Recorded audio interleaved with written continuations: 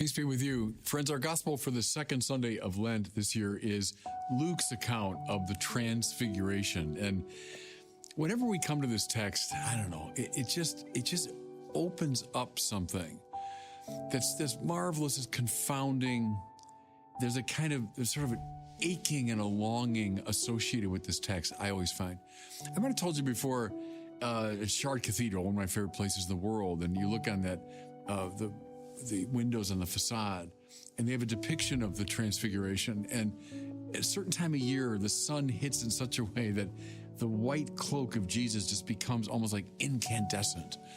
It's beautifully crafted and beautifully arranged. And that speaks to me of the Transfiguration, these moments when reality becomes incandescent or transparent to something more. Now, if you know what I mean, it's hard to talk about these things. They're hard to describe. When in the course of your normal experience, you're going through your day and talking to people and seeing the things around you, but it might be that particularly gorgeous sunset. It might be that experience on the beach, the beauty of the waves. It might be something in a conversation that suddenly light breaks through, as it were from another world. The more that there's something beyond this world, listen out, that can be glimpsed through this world. That's the dynamic. See, there are some people that would say, think of Puritans or dualists, that, well, this world's all bad, it's all fallen. Let's try to get away from it. I'm longing to die so I can escape from this world. Others on the other side, like pure materialists, say, no, that's all there is, this world that I can see and measure. These people are thick on the ground today. The sort of scientistic attitude that all there is the world that I can measure. What I'm talking about is neither one of those. I'm talking about in our ordinary experience of people, of nature, of our own lives, suddenly, often unexpectedly, the more becomes apparent.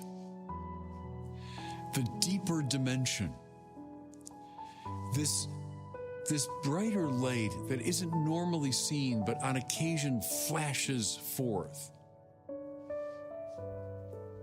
Sometimes the philosophers talk about limit experiences.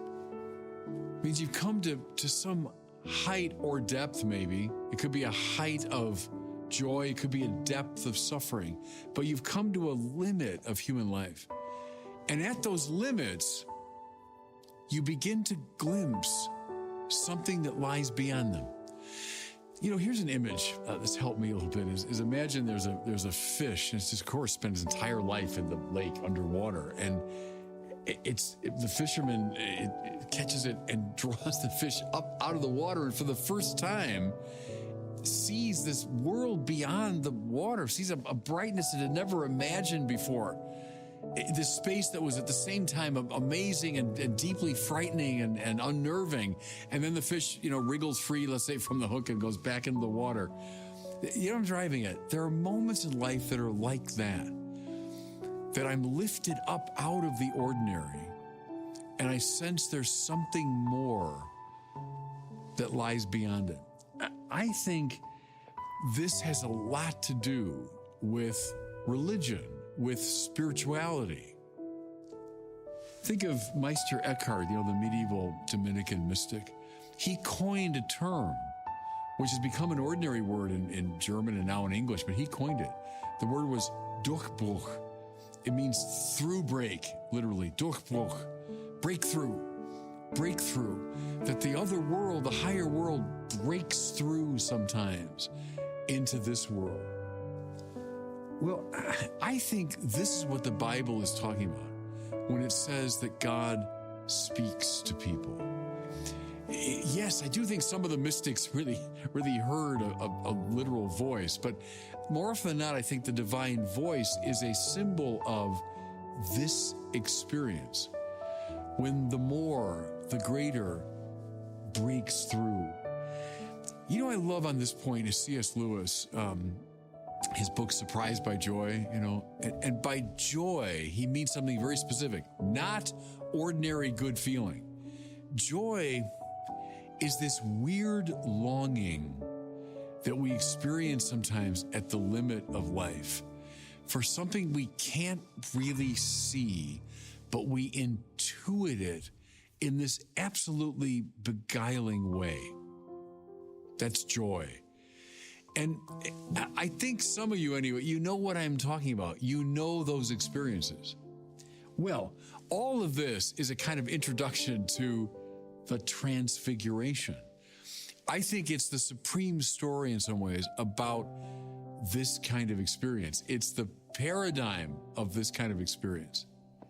So listen now as Luke in his beautiful telling walks us through this. So Jesus leads Peter, James, and John up on a mountain to pray. Well, look, mountains, we know that from the Bible, and it's across the cultures too, are symbolic of a meeting place of heaven and earth, where earth goes up, heaven, as it were, comes down, and the mountain peak is where they meet. And so it's a great image for what I'm talking about, those moments when heaven, as it were, breaks into our ordinary experience. They go up the mountain to pray. See, it's so important, everyone. That's why the church is always calling upon us to pray. Not that our prayer is going to compel God to break through, but prayer is a kind of alertness. Once you're aware of this higher world, well, then you want to go to these sacred places, and you want to be alive and alert and awake, see, to see the breakthrough. So that's the mountain. Then it says, while Jesus was praying, his face changed in appearance. His clothing became dazzling white. The Greek here is literally metamorphosis. Meta means beyond, morphe means form. He went beyond the form that he had. Now, it doesn't mean that he lost his humanity. So this is not a dualist game, like, oh, Jesus left all that behind and now I see him as a pure spirit. No. He keeps his human form, but something more, see, meta, beyond, something more appeared. So to this point, they would have known him as a friend, as a beloved rabbi, as a deeply esteemed teacher. But gosh, what happens now is they see the more. They see who he truly is. This is the Durchbruch, the breakthrough of his divinity in his humanity. See, that's what makes this now, this is a Christian view. Not escape from matter, not just a reversion to matter, but matter becoming translucent, matter being metamorphosed, something breaking through, see? They understand his divinity. And then this lovely detail, they also saw two men conversing with him, Moses and Elijah. So Moses, the law, Elijah, the prophets. This is Jesus in dialogue with the great scriptural tradition that precedes him. It's extremely important that we understand Jesus correctly only in light of the Old Testament. All that's true. But I want to point to something else here. So in our ordinary experience, figures from the distant past, and for Jesus in the first century, Elijah and Moses were both figures from the far distant past. 100, 1,000 years, far distant figures. And yet, on this mountaintop during the Transfiguration, he's talking to Moses and Elijah as though they're friends and they're right there with him. See, that's a very powerful truth here, everybody, is when the more breaks through, we get access to the eternal realm.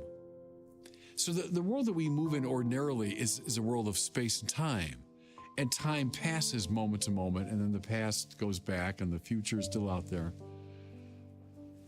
But eternity is not endless time. That's like a vampire's life or something, endless time. Eternity, as Aquinas says, is beyond time. The eternal is outside of time, and therefore inclusive of all time. if that makes sense. So I'm stuck in time now, meaning that I can't get to the past except through books and maybe videos of the past. I can't get to the future except by means of imagination and anticipation. But when the eternal breaks through, I'm lifted up into a realm that includes all of space and time. So I can be a contemporary of someone from the distant past. Think here in the Catholic spiritual life of our conversation with the saints. So I mean, in an ordinary framework, the saints, oh yeah, they lived a long time ago, and weren't they interesting and inspiring people? But if you experience the breakthrough, no, they're not just from the distant past. You can be right now in dialogue with the saints. You can ask for their help. You can ask for their intercession. So Jesus speaking to Moses and Elijah, isn't it wonderful too? At Mass, we purposely surround ourselves in our church buildings with images of the saints and the angels. Of course. Because that's the place of breakthrough where the more appears. I love this detail. Luke mentioned that Peter and his companions had been overcome by sleep at one point, but now they were fully awake. This is typical biblical symbolism. Sleep in the Bible is not good. Now I get it. I like to sleep. It's a good thing. But sleep in the Bible is a sign of spiritual inattention.